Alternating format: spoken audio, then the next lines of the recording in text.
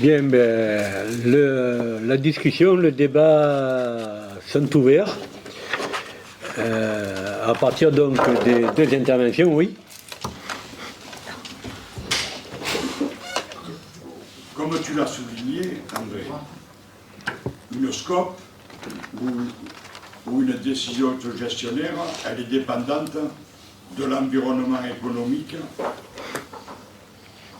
des liens de production à fournisseurs, de clients à fournisseurs, mais elle est surtout liée aux liens de financement par les banques. Que ces banques soient coopératives ou pas. Parce que là aussi, sur la gouvernance, on a des banques coopératives, qui sont le Crédit Agricole, le Crédit Mutuel, d'autres. Mais, donc les critères de gestion sont déterminés par les marchés. Par les marchés financiers. D'ailleurs, on a vu quelques crashs financiers pas mauvais. Alors, si en France ça n'a pas eu des conséquences, c'est parce qu'il y a un fonds de péréquation qui a interdit la liquidation de banques, mais ça c'est le contrôle. Deuxièmement, pour l'avoir connu au chantier de la Ciotat, quand on a fait une proposition de reprise, on a eu interdiction des banques en lien avec le gouvernement, qui avait fait racheter l'outillage, les portiques, les grues, par la banque Worms, pour interdire que ça soit au gouvernement. Alors que c'était des immeubles par destination, et qu'un immeuble par destination, par nature, il est intégré au domaine public maritime. Donc, on a aussi ces deux phénomènes. Et interdiction des banques, on n'arrivait pas à ouvrir un compte en banque. Il a fallu forcer. Dans le même temps, je crois qu'il ne faut pas négliger l'expérience de Skopti. Skopti, ils se sont battus contre Unilever, qui est un géant de l'agroalimentaire et de la chimie au niveau européen et mondial, et ils avaient la volonté de tout casser. Moi, je crois vraiment que les camarades de Skopti, pour connaître un petit peu, c'est des camarades qui connaissent bien les limites du système coopérateur dans le contexte du marché. Du marché. On le voit très bien, où même s'ils arrivent à avoir des banques, des distributeurs parce qu'ils font de la qualité avec Carrefour, tout ça, ils ont du mal aussi à ce que leurs produits 1336, ils soient en tête de gondole sans avoir à payer ce que payent les concurrents. Et il me semble que ça, il faut qu'on le mesure bien. Dans le même temps, tu as parlé tout à l'heure des nationalisations de 81. Je regrette, en 81, ça n'a pas été une nationalisation, ça a été une étatisation. Le capital est passé du privé au public en socialisant les pertes, et ensuite on a revendu au privé pour privatiser les profits. Il ne peut pas y avoir de nationalisation sans des droits pour les travailleurs, comme ça a été en 1945, parce qu'on peut parler des nationalisations en 1945, dans l'état où était le pays, et les objectifs qu'ils avaient, sans un plan. Et à partir du moment où François Mitterrand il a dit l'exercice, on doit être à l'équilibre dans l'exercice, il n'y a plus de privatisation possible, parce qu'une nationalisation, elle est obligée d'être planifiée sur le temps avec des objectifs à atteindre et pas simplement le critère financier qui était simplement le résultat, comme tu l'as dit, de la théorie de l'école de Chicago appliquée à l'Europe. Voilà. Moi, je voulais dire ça en deux, parce qu'il me semble qu'il faut qu'on me dise ce que les camarades de Skopti, pendant 10 ans, ils ont fait dans un contexte économique et politique extrêmement difficile. Voilà. Bien, merci. Après, oui. Je peux répondre. Oui, ou je peux répondre aussi là-dessus. Oui, vas-y. Sur j'ai eu l'occasion, enfin on était plusieurs centaines d'aller au 10e anniversaire de la SCOP. Hein. Et j'ai entendu un petit peu dans les interventions. Je pense qu'autour de cette SCOP, sa réussite, elle est liée à 7 conditions. Je l'ai relevé au moins 7. Premièrement, nous disait-il Gérard, sur un syndicalisme de lutte et de classe. C'était une des conditions. La deuxième, elle était économique, c'est-à-dire avec des expertises, parce que, je l'ai mentionné, il ne s'agit pas seulement de reprendre, mais il s'agit aussi de tracer une perspective aussi par rapport à ça. Donc ils se sont appuyés sur des experts, voir si c'était la faisabilité, etc. Ils se sont appuyés, troisièmement, sur tout un processus juridique, avec entouré de... Voilà, ce qu'on appelle d'ailleurs le travailleur collectif, hein, un petit peu... voilà. Quatrièmement, il n'y a pas d'ordre là-dedans, mais y compris, ils se sont occupés du politique, quoi. Ils nous expliquaient à plusieurs reprises, Hollande a été contraint d'eux, sous la lutte, quoi, je veux dire. Hein. Voilà. Pour ne citer que lui. Mais il y a eu aussi l'appui essentiellement, notamment du Parti communiste, des élus, etc. Il y avait également, ils sont intervenus d'une façon vraiment très forte sur les médias. Et on l'a montré là, hein, comment le Figaro et comment ils disent c'est un succès. Enfin voilà, bon. Je veux dire, voilà. Il y a également la question de leur détermination et enfin la question de la démocratie. Voilà un petit peu les conditions dans lesquelles ils ont mené une bataille, avec le résultat que l'on connaît, quoi, hein. Bien sûr, après, dans un entourage de crise, hein, je ne reviens pas sur ce qu'a dit André. André qui va poursuivre. Juste un petit complément par rapport à la question de Joe Rodriguez sur le financement.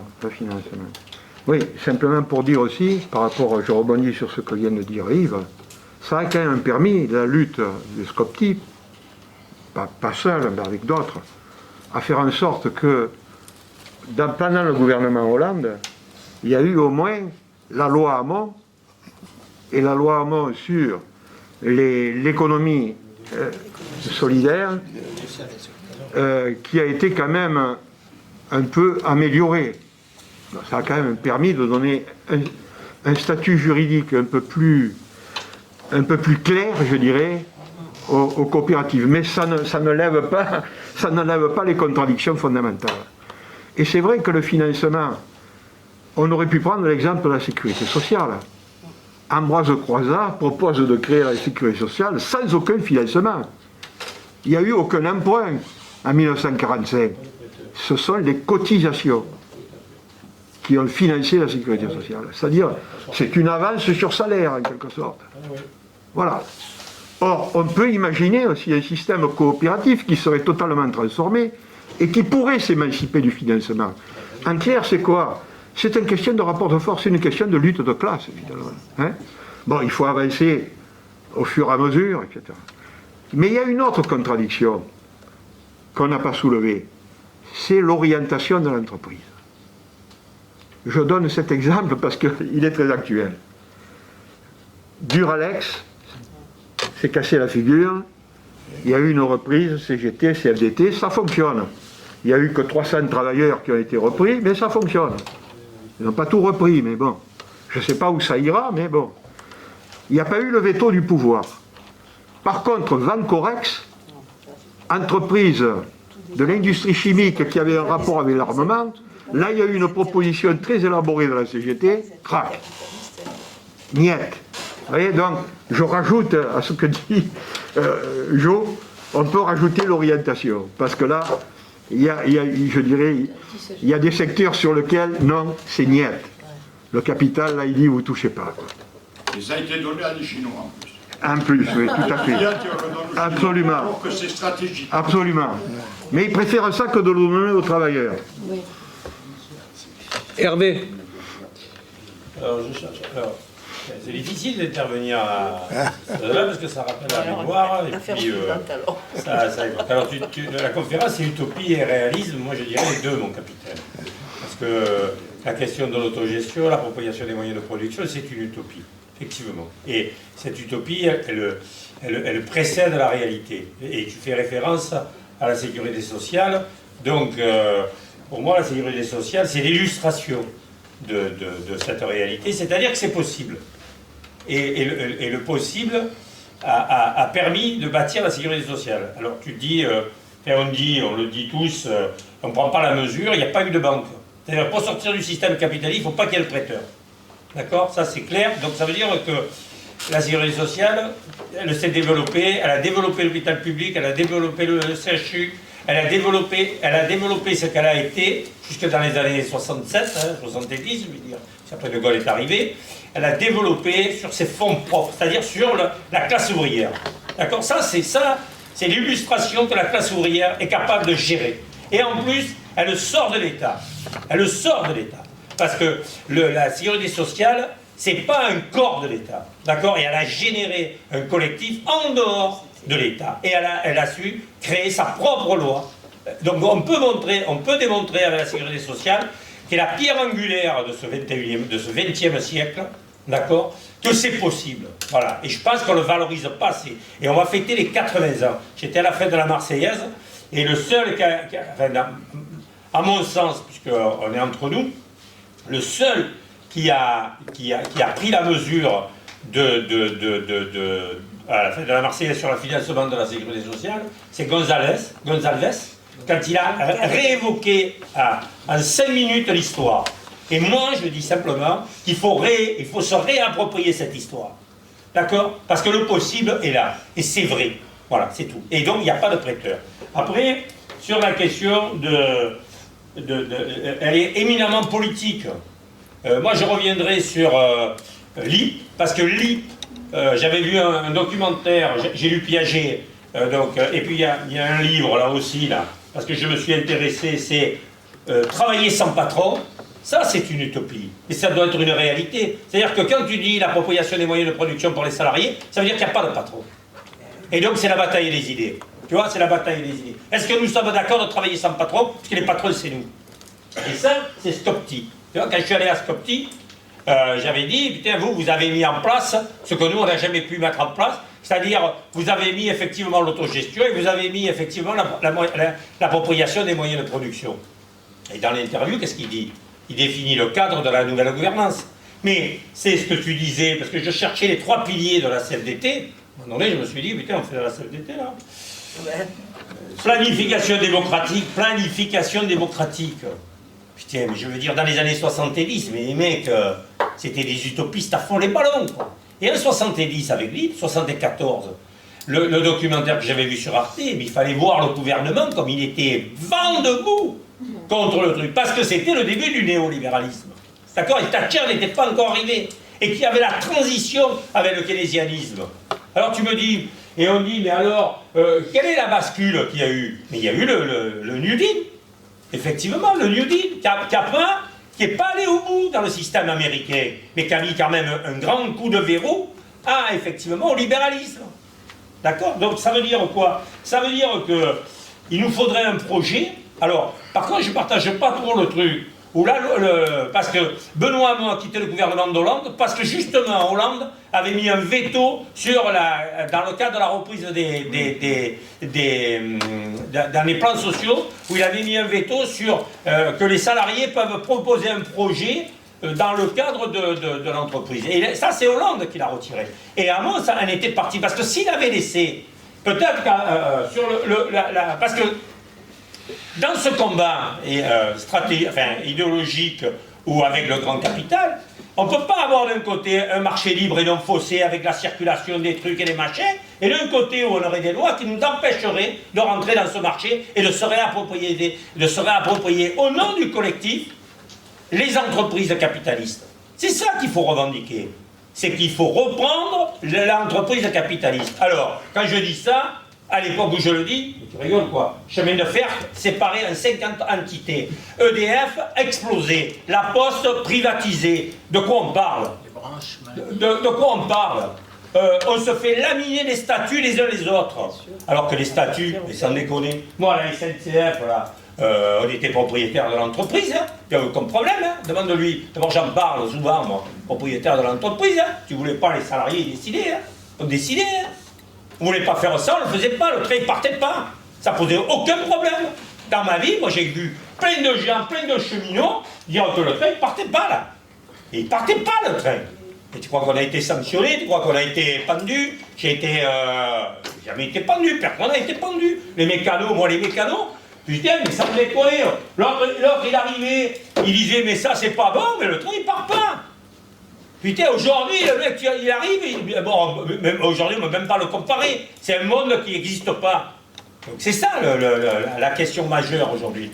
Alors, et comme d'habitude, tu vois, je vais le dire, hein, voilà, il devrait y avoir la jeunesse, là. Toi, il devrait y avoir les mecs, les trentaines, les quarantaines, là. Comment on reprend la main à travers effectivement une utopie et en faire une réalité? Quand c'est qu'on va revendiquer l'appropriation des moyens de production? Quand c'est qu'on va revendiquer l'autogestion ou le truc dans les entreprises? Quand c'est qu'on va le faire, ça? Alors, je ne sais pas, hein. Moi, la bataille des idées, moi j'ai la même ici, hein, voilà, sur ma chaîne, voilà, hein, je m'excite comme une pomme, comme d'habitude, hein, voilà. Mais n'en demeure pas moins que c'est un projet qui a démontré sa preuve. Enfin, la sécurité sociale, putain, mais sans déconner. On peut montrer qu'on peut gérer un truc à des milliards plus fort que le budget et améliorer la vie et la santé des gens. Et ils sont en train de nous l'enlever, Enfin, là, on est le 100% sécu, mais toutes les consultations au sein des entreprises, c'est de valider les propositions des mutuelles, de la complémentaire santé. Et alors, le top du top, c'est alors là, je dis là, le capitalisme, bravo, il n'est pas en crise, le mec. Hein. Moi, je te le dis. Ça, il faut sortir du truc où le capitalisme serait en crise et qu'il va mourir. Ça, j'y crois pas un seul instant. Hein, d'accord, j'y crois pas. Mais même parce qu'il a écrit, j'y crois pas. Donc ça, c'est peut-être mon désaccord que j'ai avec André. N'en demeure pas moins que là, il faut la complémentaire en retraite. Putain, mais les mecs, ils leur parlent de 67 ans, il y a une retraite complémentaire. Et la SNCF, là, Farandou, avant qu'il s'en aille, il met sur la table, puisqu'il a fait l'accord du CSA, il a mis 240 millions sur la table. 240 millions sur la table, il a mis. Voilà ce qu'il a fait. D'accord, il a failli se faire virer parce que le maire, il uruptait dans son bureau et qu'il y a eu la dissolution de l'Assemblée nationale et il n'a pas sauté. Sinon, il devait sauter. Lorsqu'il n'en pouvait plus, comment? Il a annulé l'effet de retraite. Et je me suis dit, moi, ils peuvent mettre la retraite à 80 balles. Si on fait des accords d'entreprise pour diminuer ou compenser sur nos deniers à nous, c'est-à-dire sur des écarts de solidarité, il n'y a plus rien, là. Ça fait tout voler en éclats, là. Donc, effectivement, je crois effectivement que l'économie solidaire a une chance. Mais je tiens à préciser que ça a été évoqué sur les ateliers nationaux, d'accord, avant, alors je ne sais plus en quelle année, c'était avant la Commune. Tu l'as évoqué légèrement, mais à cette période qui était précurseur de la Première République. Et les mecs, comment ils ont fait? Ils ont monté les ateliers nationaux, ça marchait du feu de Dieu, puisqu'il y avait du chômage et il y avait de la paupérisation et les mecs qui crevaient de faim. Ils ont créé ça, ça a marché. Et qu'est-ce qu'ils ont fait, les bourgeois? Ils sont arrivés, ils ont tout cassé, ils les ont envoyés un peu à Cayenne, à voir un peu si l'herbe poussait meilleur, là. Et puis derrière, voilà ça. Alors moi je crois profondément que ça existe, mais il faudrait renouer avec un vrai programme politique, un vrai projet idéologique, et surtout de renouer avec l'utopie. Est-ce que c'est possible ou pas que les travailleurs se ressaisissent de leur outil de travail? Parce qu'on ne peut pas théoriser que le travail nous appartient et qu'on est source de richesse, et de notre côté se laisser bouffer comme on se laisse bouffer à l'heure actuelle. Ça, c'est pas possible, quoi. Voilà. Bravo, la bataille de... Claude, même froid. Je vais prendre Prendre la parole après Hervé, c'est pas difficile. Mais enfin, j'allais commencer mon propos comme ça. de dire que les absents, ils ont tort et qu'ils ne sont pas là. Voilà. C'est ce que je pensais. Et c'est vrai que il faudra prolonger cette soirée par nos écrits. Hein. Nous avons encore 3 journaux d'ici la fin de l'année. Hein. 8 et mémoire du bois. Il va falloir qu'on essaie de concrétiser tout ça.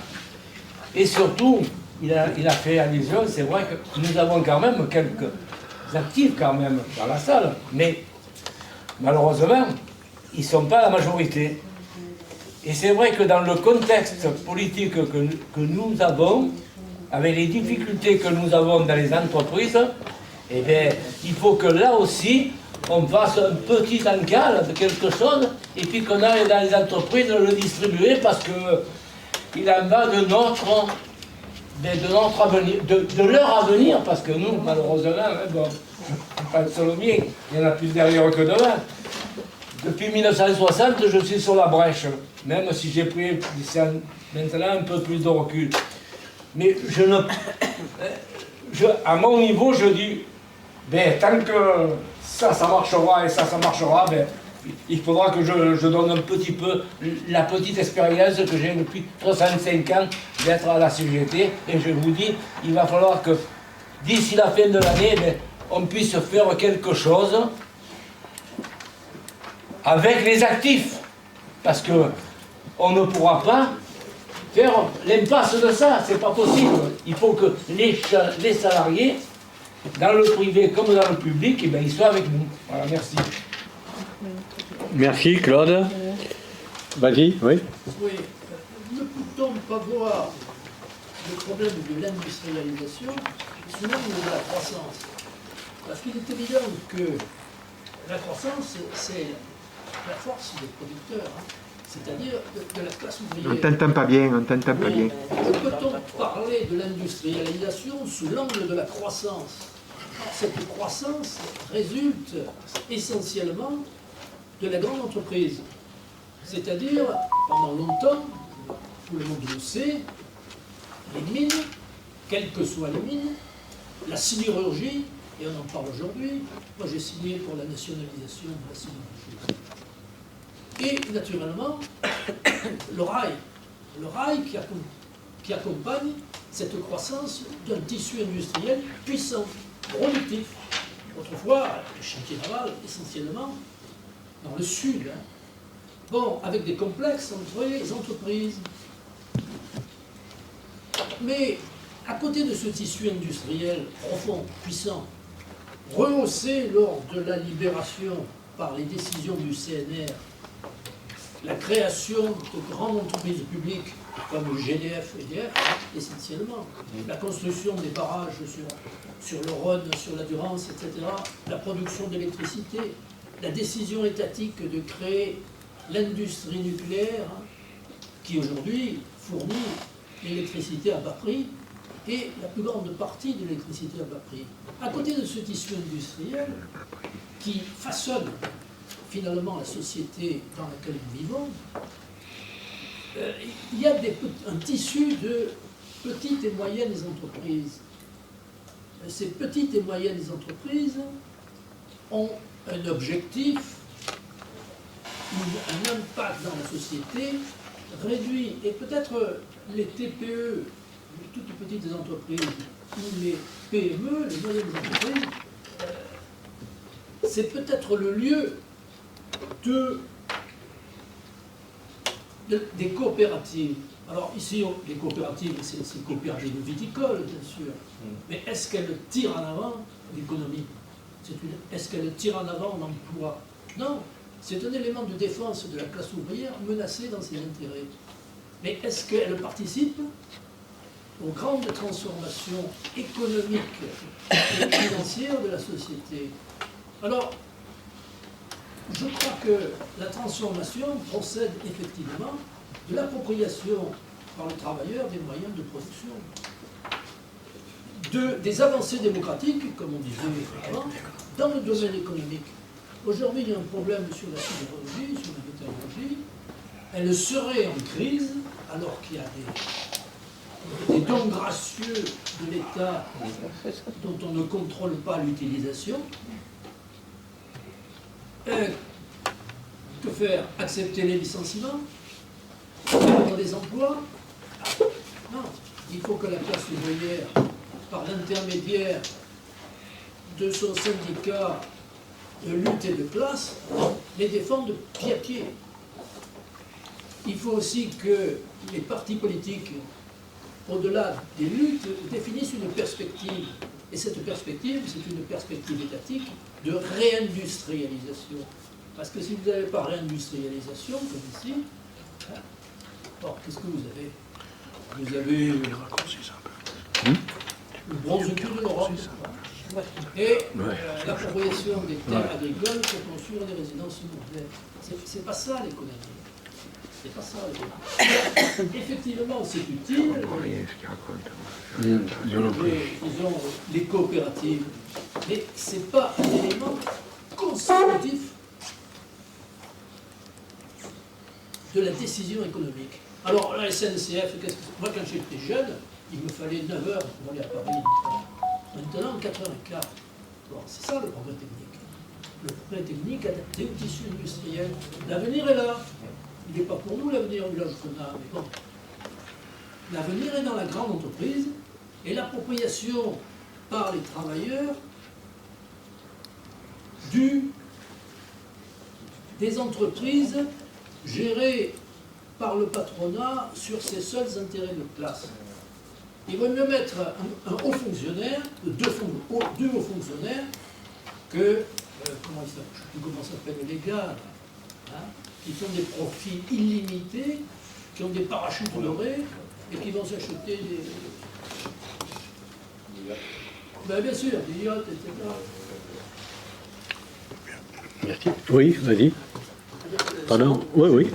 Bon, alors, moi, je m'appelle Françoise Denis. Je ne suis pas adhérente de la CGT, je suis une enseignante et je suis une militante de la FSU. Voilà. Il y a quelques-uns qui me connaissent. Bienvenue. Merci. Et je viens d'adhérer à l'Institut. Voilà. Alors, d'abord, merci pour tous ces exposés très intéressants. Il y a beaucoup de choses qui ont été dites. Bon, ce qui est frappant, c'est que vous êtes remonté au début du 19e siècle, hein, évidemment, pour parler de ce mouvement des coopératives. J'ai apprécié la différence qui a été faite entre nationalisation et étatisation, en effet, donc merci pour ce rappel.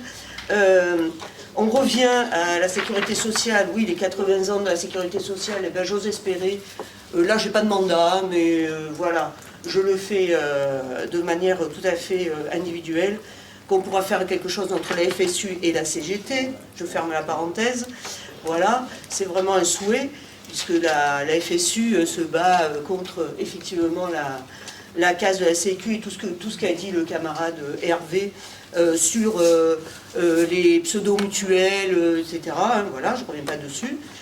Moi, ce que je voudrais dire, c'est que ce que vient de dire Jean Lucioni, là, les grandes entreprises, la réindustrialisation, moi, je ne sais pas. Je ne sais pas si c'est ça l'avenir. Moi, j'ai l'impression d'entendre,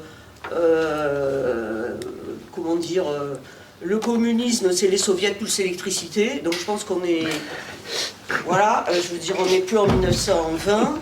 Donc, voilà, les choses ont changé. Tout a énormément changé. Ça nous heurte. Il y a des choses qui nous heurtent. Il y a des choses qu'on a du mal aussi à suivre parce que, bah oui, on a l'âge qu'on a. Je ne sais pas si les jeunes y suivent davantage, d'ailleurs. Mais enfin, voilà. Donc, le monde va très très vite, c'est très compliqué pour nous. Il y a une chose quand même que je voulais dire quand j'ai demandé la parole, enfin quand je pensais prendre la parole, c'est sous le mot, enfin l'expression économie sociale et solidaire, on trouve quand même, j'allais dire, tout et n'importe quoi. D'accord? Donc là, il y aurait une analyse très... On ne va pas faire ce soir, hein, je pense. Personne n'est en capacité ce soir. Mais vraiment, il y aurait beaucoup à analyser. Ça pourrait même faire peut-être l'objet d'un débat vraiment sur qu'est-ce que c'est l'économie sociale et solidaire. Parce que moi j'ai l'impression, enfin, pas préparé ça, mais il y a des exemples d'entreprises qui se targuent d'être de l'économie sociale et solidaire. Et bon, pour moi, c'est une entreprise classique, sans aucun poids des salariés sur les décisions. Ce que je voudrais dire, et je ne vais pas faire plus long, c'est qu'on n'a pas du tout parlé de l'environnement, de l'écologie. Créer des entreprises, même si elles sont des coopératives, il faut se poser la question, c'est pour faire quoi? Je sais pas, tout à l'heure on a parlé de Vancolex, là, est-ce que réellement la fabrication d'armement, ça doit être un objectif? C'est une question, quoi. J'espère qu'il n'y a personne de l'Arsenal, sinon je vais me faire lâcher en sortant. Mais bon. Non, mais c'est toujours une question, quand même. Qu'est-ce qu'on fait?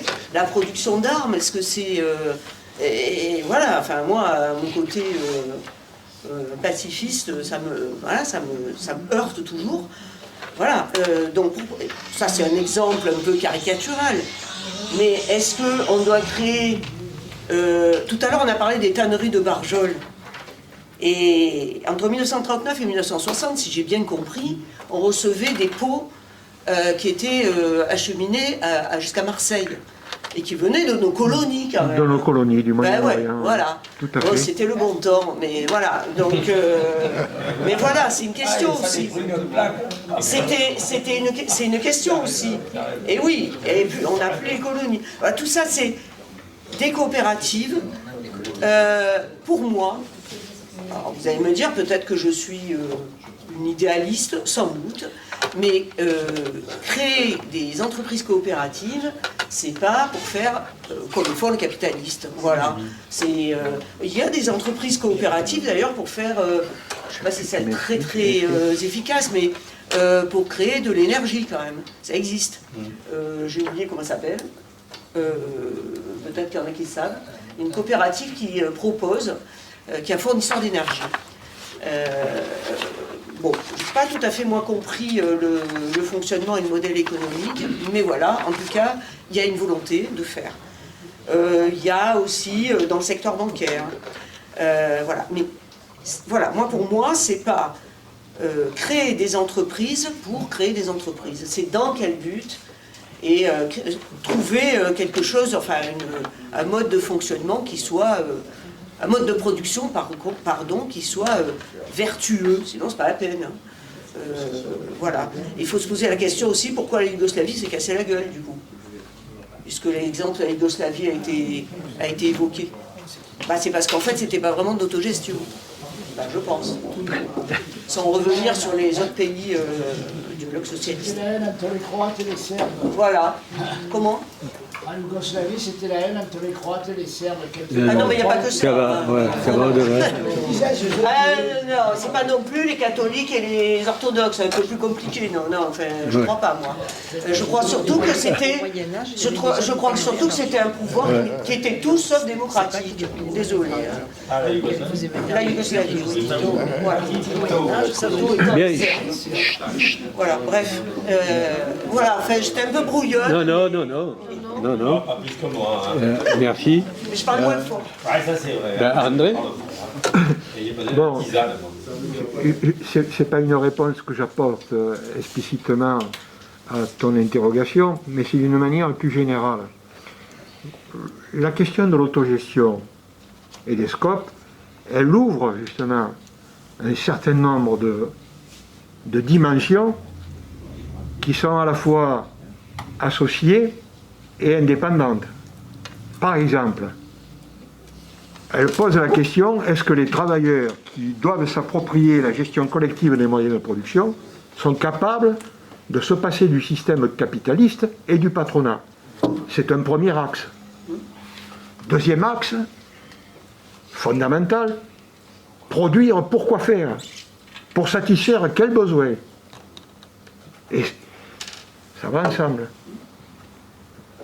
Sinon, effectivement, on tombe dans le système d'autogestion à la Yougoslavie.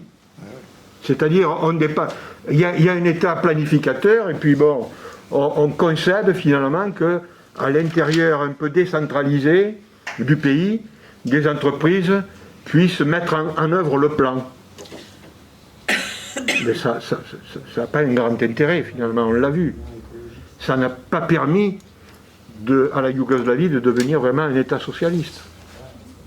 Donc la question, il faut la reprendre de fond en comble, je dirais. Ce n'est pas simplement une dimension, une lecture historique de l'autogestion, mais ça dans la situation du capitalisme mondial tel qu'il est aujourd'hui et de la crise, est-ce que l'autogestion nous permet, non pas de tout régler, mais d'apporter une contribution à ce changement que l'on veut de société. Voilà. Et effectivement, la question de l'environnement, elle est fondamentale.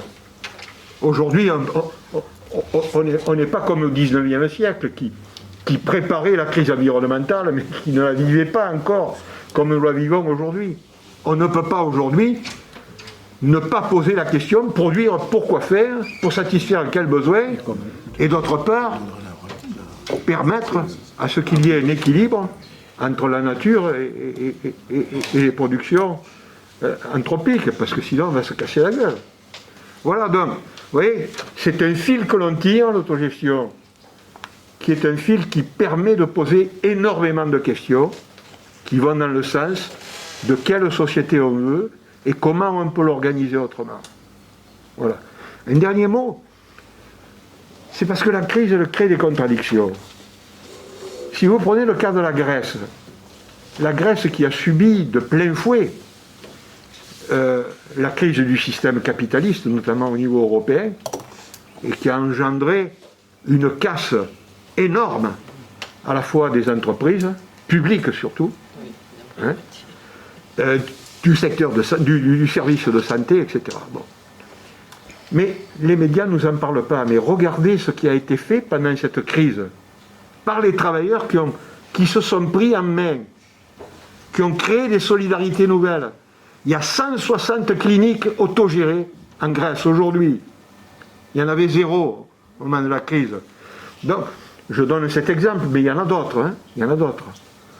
Donc, je veux dire par là, oui, je donnerai un autre exemple, l'exemple du Rojava, en Syrie. Le Rojava, au nord de la Syrie, il a créé un système autogestionnaire, avec l'égalité homme-femme, dans une situation des plus dramatiques qu'on puisse imaginer, puisqu'on était en pleine guerre civile et en pleine guerre. Donc je veux dire par là que il n'y a pas de moment magique dans lequel les salariés peuvent agir en solidarité pour transformer la situation. Quelle que soit la situation d'aujourd'hui, quand bien même c'est une situation dramatique, puisqu'on sent très bien, et on en discutait encore au comité d'administration de notre IHS, on sent très bien que le capitalisme a encore une fois la volonté de passer sans doute par la case guerre généralisée, mais pour autant, on doit continuer le combat. Je dirais même plus que jamais continuer le combat, mais le continuer avec lucidité et en tenant compte de la situation telle qu'elle est aujourd'hui dans le système capitaliste. Et en tenant compte aussi des erreurs qui ont été commises, à la fois parce que j'appellerais le productivisme, aussi bien du niveau de l'Union soviétique à l'époque, que du capitalisme aujourd'hui. On n'est pas là pour rentrer en compétition avec le système capitaliste pour avoir n'importe quelle production, n'importe quelle croissance. Alors, je ne suis pas du tout d'accord sur l'idée que c'est la croissance qui va nous sortir de la merde. Hein. C'est pas comme ça, de mon point de vue, qu'il faut poser le problème. Il faut poser le problème de la satisfaction des besoins en équilibre avec l'environnement, en solidarité avec les travailleurs pour changer le système. Et là, bon, finalement, qu'est-ce qui se passe ? Ce n'est pas les états-majors aujourd'hui qui construisent, qui commencent à construire le changement de société. Ce sont les citoyens et les travailleurs qui se mettent ensemble, qui se solidarisent et qui créent des modes de transformation assez importants. Les circuits, l'économie circulaire, par exemple. Hein ? Personne n'en parle. Mais c'est quand même pas négatif et c'est quand même pas une toute petite une toute petite activité. C'est très important. À tous les niveaux, il y a des solidarités. Mais bien entendu, vous ne le trouverez pas au niveau des médias. Mais allez un petit peu sur les réseaux, Internet, vous allez voir ce qui se passe. C'est pas rien, par exemple. Qui sait qu'à Malakoff, il y a un système de santé entièrement gratuit, ouvert à tous, remboursement à 100%. Voilà, mise en place par une coopérative, autogérée, les médecins, etc. Donc, quand on fait le bilan, on nous cache des choses en réalité. On nous cache des choses. Parce que le système n'a pas intérêt à ce que ce soit connu. Mais moi-même, j'ai terminé un livre, j'espère qu'il va sortir au mois de septembre. Mais bon, je fais l'inventaire de tout ça et je me rends bien compte que finalement, il y a eu plus de transformations dans ces 20 dernières années de crise du système capitaliste que ce qu'il y en a eu pendant les 30 glorieuses, où on comptait les points. Hein, voilà. Donc moi je ne suis pas pessimiste finalement. Je ne suis pas pessimiste. Mais il faut que les travailleurs comprennent que la solidarité paye. Revenir sur la lutte des classes, parce que la lutte des classes, on en aura toujours besoin. Et là, on pourra avec. Voilà, combattre l'individualisme. Oui, mais il faut. Louis. Dans le même temps, faisons gaffe. Hein. Les champions de l'économie circulaire, c'est les majors du bâtiment et ceux qui contrôlent les autoroutes. Ils travaillent qu'avec leurs filiales et l'argent ne sort pas de chez eux. Vous l'avez dit. Oui, bon, Ici, par exemple. C'est pas ce type d'économie circulaire dont je parle. Le mur anti-bruit. Je parle des. Le mur anti-bruit. C'est à moi. Louis. Louis tout seul. Ils ont même fait, ils font même les filets pour la biodiversité. Avant, tu n'arrivais pas à les avoir. Ça, c'est pour ne pas payer les impôts. Allez, Louis, tout seul. Oui, admettons qu'on vive dans un monde idéal. On nous laisse créer les entreprises comme on veut, autogérées, etc. Je prends un exemple, par exemple, quand ils ont fermé un Normand, ils avaient rassemblé 3 chantiers, Dunkerque, La Ciotat, La Seigne, ils ont tout fermé d'un coup. Admettons que les 5 copains qui ont fait 8 ans de grève à La Ciotat, ils aient le droit de créer une entreprise autogérée. Bon, ils ont retrouvé du travail, et que les copains de La Seigne, ils arrivent aussi à créer une entreprise autogérée. Tous les deux chantiers fabriquent des bateaux. Comment on fait pour éviter la concurrence, pour qu'un des deux chantiers ne détruise pas l'autre? Comment on se démerde pour gérer tout ça? Voilà. Puisque c'est la question de ce soir.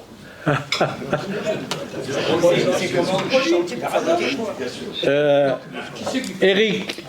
C'est la planification. Planification. Tu as fini, Eric? Oui, moi je voudrais faire un parallèle entre le monde économique et le monde de l'enfance et de l'éducation. Parce que l'idéal coopératif, alors ça n'a rien à voir avec l'économie, hein, quoique un enfant c'est un futur salarié. Pour sortir de l'individualisme, il faudrait peut-être aussi travailler le rejet de l'individualisme à la base dans les classes. Enfin, bref, ce que je voulais dire, c'est que l'idéal coopératif il est présent dans l'éducation nationale depuis très longtemps, comme le mouvement coopératif dans le monde ouvrier. Vous avez sûrement entendu parler de Célestin Freinet.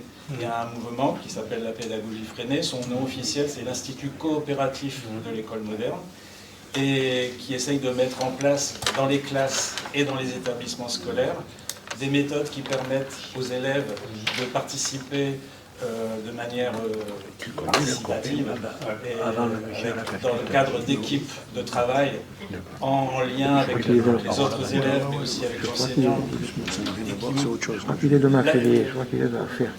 L'enseignement, l'éducation coopérative, c'est une éducation, une pédagogie participative qui met l'enfant, qui place l'enfant comme un acteur de sa propre éducation.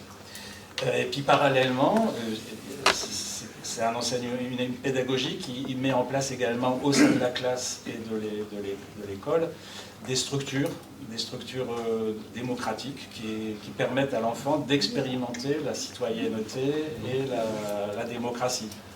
On peut imaginer qu'un enfant qui est passé par ce type de pédagogie, ensuite, quand il se retrouve dans l'entreprise, il va questionner la gouvernance capitaliste. Ce n'est pas la panacée, bien sûr. D'ailleurs, il y a des ouvriers qui sont capables de reprendre leur outil de travail sans avoir touché du doigt pendant leur enfance la pédagogie participative et coopérative. Mais moi, je me demande dans quelle mesure, et je dis ça, c'est aussi parce que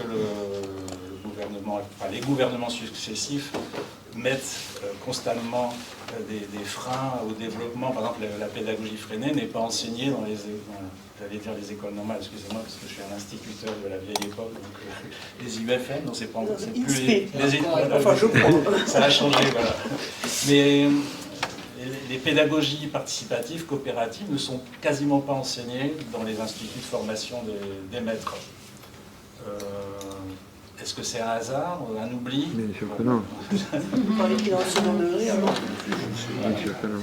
En second degré, alors là. C'est bon, Eric? C'est bon. Merci. À toi. Alors merci Eric Camarade, là tu me redonnes le sourire parce que je commençais à déprimer un peu pour la pédagogie freinée parce que j'ai eu la chance de collaborer avec le lycée autogéré de Paris. Pour ceux qui ne connaissent pas, c'est dans les années 80, il y a eu des expérimentations au niveau des lycées justement avec cette pédagogie-là. Et ouais, mais je ne sais pas parler trop fort parce qu'après je gueule, quand je m'énerve. Donc du coup, je l'ai constaté, je l'ai vu sur le terrain, j'ai vu le bien que ça faisait aux élèves, mais aussi, alors ils n'aiment pas se nommer enseignants, mais c'est l'équipe éducative. Et par contre, je fais un petit bémol, ils ne les préparaient pas à être adaptés et adaptables au monde de l'entreprise, mais à trouver leur place.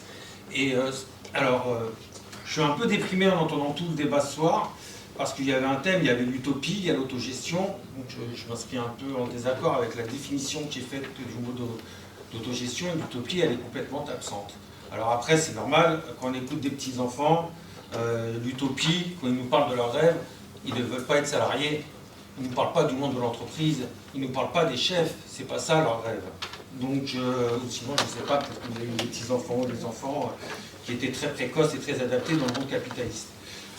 J'étais aussi un peu déçu que vous ne citiez pas dans le mot dans les exemples, et pourtant un exemple marxiste à la base, qui est celui du Chiapas au Mexique, avec nos amis, les camarades des zapatistes qui ont pris le terrain depuis 1996 et qui l'ont encore aujourd'hui dans beaucoup de régions autonomes, avec leur propre monnaie, etc., qui ont des grosses difficultés avec les cartels, mais nous-mêmes on en a avec des narcotrafiquants et pourtant une grosse puissance, on a des moyens supérieurs, on n'arrive pas à éradiquer, qui ont l'éducation, un système de santé, un système de représentation qui est tout à fait autonome.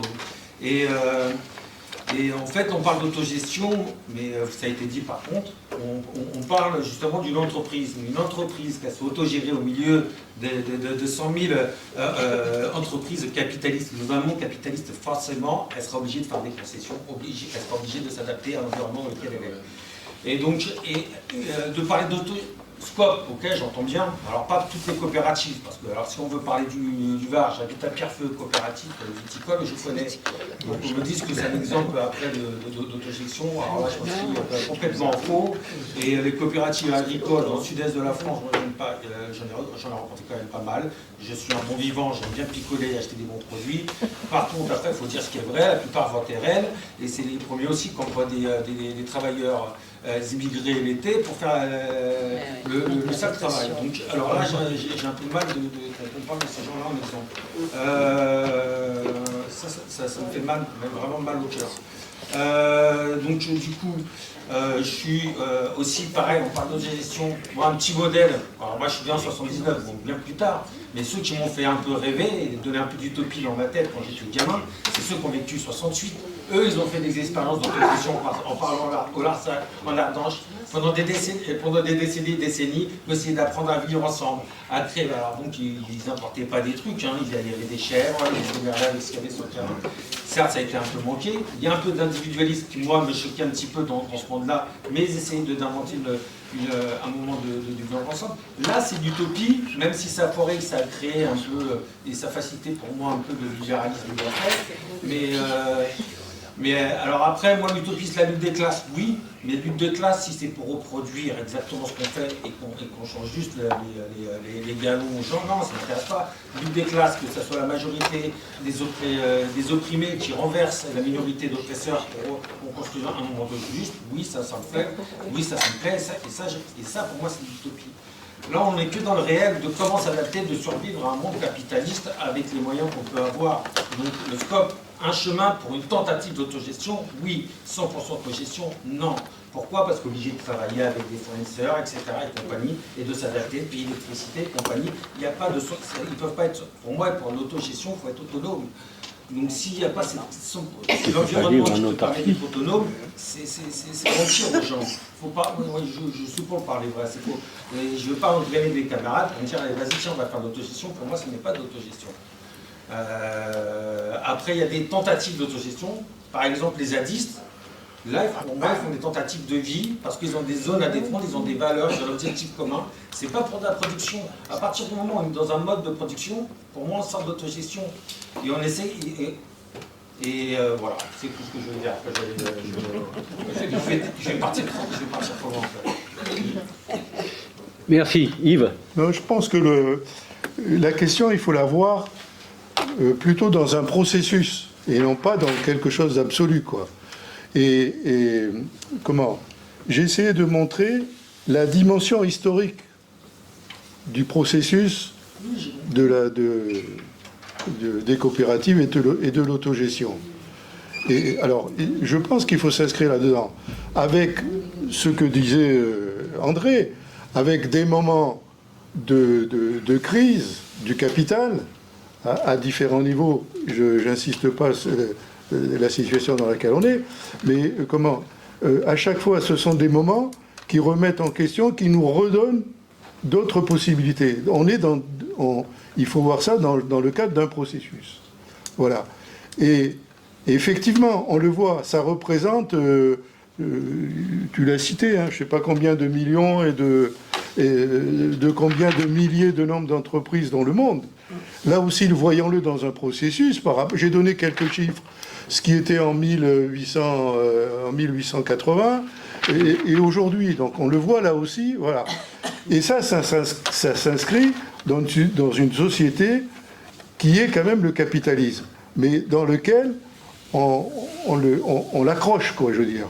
C'est là aussi dans un processus. Remontons à une analyse historique antérieure au capitalisme. On a eu le même processus dans un mode économique féodal, par exemple. Le capitalisme ne s'est pas installé du jour au lendemain.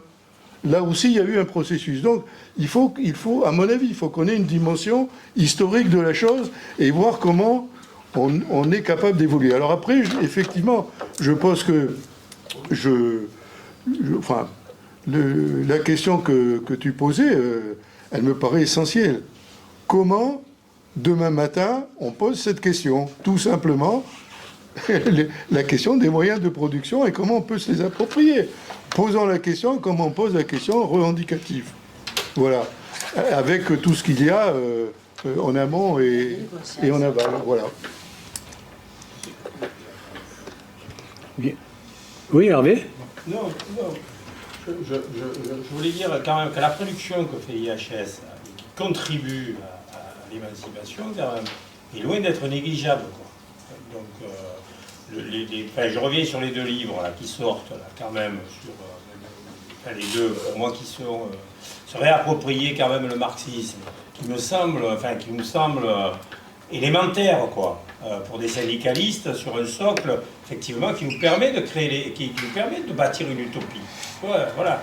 Et que notre monde soit possible à travers, effectivement, l'autogestion, la planification, enfin, on l'appelle, une réappropriation par les ouvriers de leur outil de production. Voilà, il faudrait renouer avec cette grande utopie, quoi. Un peu comme on avait dans les années qui précédaient les années 90, c'était la réduction de temps de travail. À un moment donné, la réduction de temps de travail était dans toutes les têtes, quoi. Les 35 heures, les 32 heures, avec perte, sans perte, putain, mais il y avait des débats politiques, quoi. Et donc, bien sûr qu'après, il y a la même politique.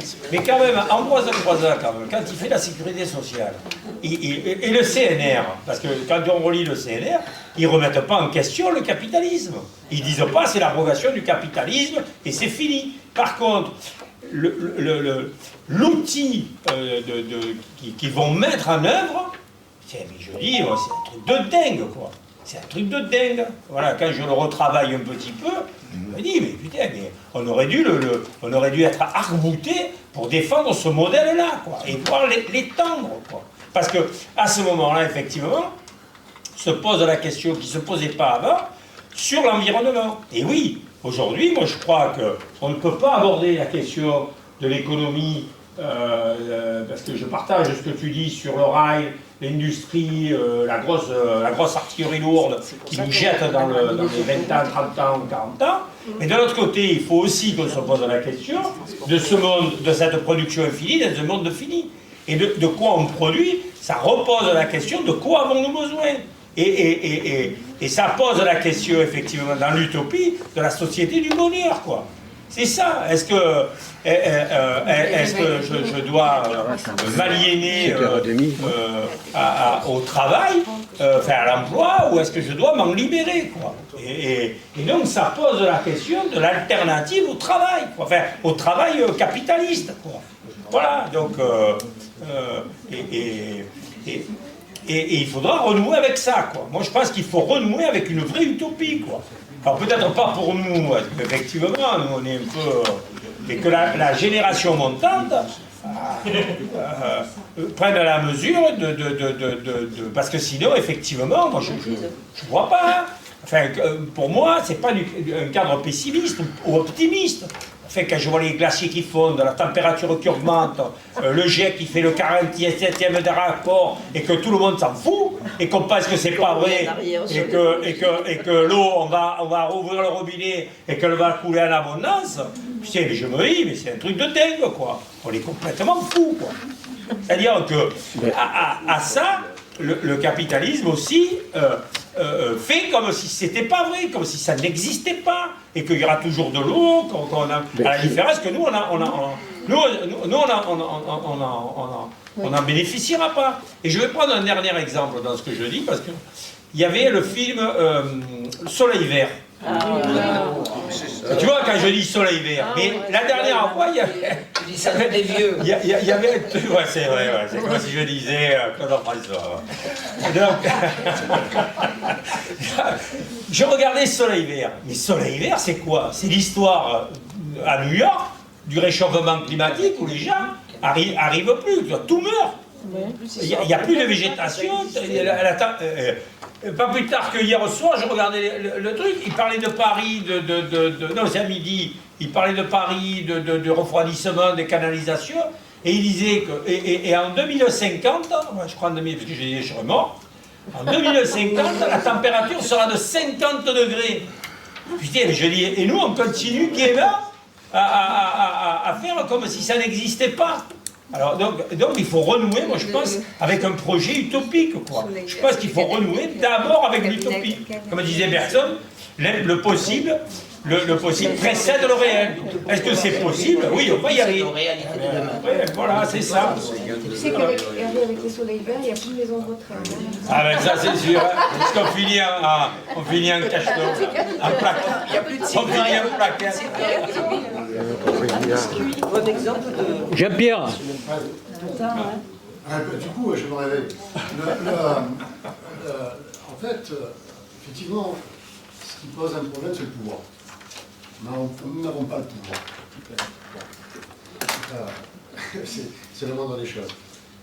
Donc, nous nous retrouvons confrontés, si vous voulez, à une réalité que nous essayons tant bien que mal, plutôt assez mal, ou assez bien, ça dépend de quel côté on se place, on va dire à moitié vide dans notre plein. Et on se retrouve donc dans une situation où, quelquefois, des travailleurs sont soumis à cette expérience terrible qui s'appelle le chômage. Et où ils se retrouvent donc dans une situation où ils vont être licenciés économique. Et où, quand on a 50% 50 balais, 55 ans, et maintenant on est 60, parce que bientôt on travaille jusqu'à 66, c'est l'infini, et au-delà. Et donc ces travailleurs, quelle solution ils ont? Il y a une toute petite fenêtre de tir qui s'appelle les scopes. C'est pas la panacée, on est d'accord les camarades. C'est pas la panacée, et c'est certainement pas comme ça qu'on renversera la table. Et qui sait? Peut-être que, petit à petit, on arriverait à grignoter, admettons, et ça reste très utopique et très incertain. Ça, c'est sûr. Mais, pour ces travailleurs-là, à l'instant T, ils sortent du rapport de subordination. Bon. Et c'est un exemple. C'est un exemple dans notre société, dans notre économie, où il y a des travailleurs qui ne sont plus assujettis à ce rapport-là. Là, au contrat de travail violent et ce rapport. Quelque part, ça amène à quoi? Ça amène à une chose qui dit que le moyen de production n'est plus privé. Il est collectif. Notre problème aujourd'hui, et Robert me faisait passer là, il me disait les moyens de production, ils sont privés. Ben, c'est les moyens privés de production, c'est ça, c'est capitaliste, effectivement. Donc, à l'instant T, si on en arrive un petit peu à redonner un petit peu d'espoir, c'est pas beaucoup, vous allez me dire c'est presque charitable. Et alors, on est capable de faire mieux? Donc, aujourd'hui, on a ce moyen-là. On l'utilise, on voit ce que ça donne. Si on peut aller plus loin, on ira certainement plus loin et on ne s'en privera pas. Mais, pour l'instant, on ne peut pas le faire. Moi, je pense que c'est une expérience qu'il faut continuer, voir comment on peut la développer, bien entendu, politiquement, pour faire un outil de combat qui soit en capacité de dépasser le capitalisme. Et pour ça, il faut l'étendre. Il faut l'étendre. Imaginons, allez, je vais être un peu utopiste, 2 secondes. Oui, il y a beaucoup de... On arrive à faire des scopes un peu partout. D'ailleurs, c'est ce que vous nous avez expliqué, il y en a un peu partout en réalité. Et que ces économies-là arrivaient à être solidaires les unes avec les autres. C'est ça. C'est-à-dire qu'elles se maillent. C'est la mise en réseau. Elles se maillent. Il y a un maillage qui se fait. Ouais, exactement. Comment ça va être fait? La mise en réseau. Exponentielle. Au moment on rentre en compétition avec lui. Alors, effectivement, c'est ce que tu disais tout à l'heure, camarade, et tu as raison, c'est pas le but. Et surtout pas le but de fabriquer des canons. Et c'est surtout pas Et bien entendu, il va falloir qu'on réfléchisse à la qualité de notre production, à la pertinence et la projection par rapport à la nature. Comment, dans la nature, on va faire en sorte de limiter l'impact de la production et, in fine, et peut-être même remplacer ces impacts-là par quelque chose, par exemple de la récupération de matériaux, ainsi de suite, pour éviter d'avoir à accroître les destructions de minerais. Donc, c'est une porte ouverte. C'est une porte ouverte. Et tout à l'heure, dans les discussions qu'on a eues, on a ouvert cette porte. On a ouvert cette porte dans la réflexion. Au-delà de ça, quelle société nous voulons? D'abord, il faut plus de propriété privée des moyens de production. Il faut qu'elle soit collective. Pas étatique. On est d'accord. Pas étatique. Oui, ça, on va essayer. On est d'accord? C'est pas bon. Donc, il faut que ce soit les travailleurs qui soient au pouvoir. Tous les travailleurs soient au pouvoir. Comment? J'en sais rien. On se met autour de la table, on va discuter. Mais quoi qu'il en soit, ça ne peut pas se faire autrement. Parce que sinon, on va retomber dans les mêmes écueils. La dictature du prolétariat. Des écueils d'un système capitaliste privé concurrencé par un système d'État. Donc, ça sera la même chose. Bon. Et pourquoi pas, on pourrait y arriver. Voilà, je vais finir là-dessus parce que sinon, pourquoi pas. Merci Jean-Pierre. C'est ça l'utopie. La question c'est utopie ou réalité? Pourquoi pas l'utopie? Donc il nous reste, parce qu'on se donne 1 heure pour finir, une dizaine de minutes. Jean-José. Alors je suis d'accord avec mon camarade sur le fait que l'utopie, il faut l'entretenir parce que c'est un moyen de lutte de nos ennemis capitalistes. Vous l'avez évoqué tout à l'heure, Thatcher et son fameux Tina, there is no alternative, qui crée une pression énorme sur la psychologie de chacun de nos camarades salariés. Il n'y a pas d'autre alternative dans ce monde. Donc le fait de trouver une alternative, c'est quelque chose déjà qui, dans l'esprit, crée des ouvertures énormes. Mais la situation est complexe, on l'a vu, les points sont nombreux. Et pour ça, il nous faut réagir en position complexe. Déjà, pour moi, il y a d'autres solutions que la coopérative. La CGT, par exemple, mais je ne sais pas ce qu'il a fait des autres syndicats, propose des pôles publics, dans ce qui concerne la défense, par exemple. Savoir pourquoi on produit les pôles publics pour la santé, savoir quelle maîtrise il y a sur les médicaments. Donc c'est une autre solution. Et quoi qu'il en soit, pour aller vers ces solutions qui doivent être faites de façon démocratique, ben, il nous faut travailler sur les 3 leviers que l'on a vu présentés aujourd'hui par chacune de vos interventions.